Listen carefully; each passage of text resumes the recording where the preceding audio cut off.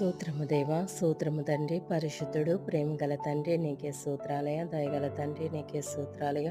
ఈ సమయమందు ఎవరైతే ఆర్థిక ఇబ్బందులతో బాధపడుతున్నారో, ఆర్థిక ఇబ్బందుల నుంచి విడుదల దయచేసయ్యా. నీకే స్తుతులు, స్తోత్రాలయ. కుటుంబంలో ఎవరైతే శాంతి సమాధానం లేదో, శాంతి సమాధానం దయచేయండి. ఎవరైతే జాబ్ కోసం ఎదురు చూస్తున్నారో, జాబ్‌ని దయచేసయ్యా.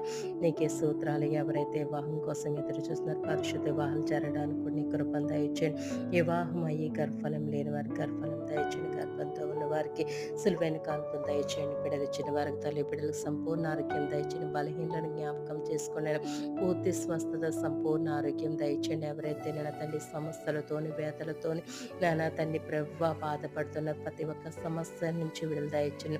ప్రతి ఒక్క ఇబ్బందుల నుంచి విడుదల దయచేసయ్యా. నీకే స్తుతులు, స్తోత్రాలయ. ప్రతి ఒక్క బిడ్డ చుట్టూ నీ కంచి, నీ కాపుదల ఉంచమని యేసు నామములో ప్రార్థన చేయుచున్నాం తండ్రి.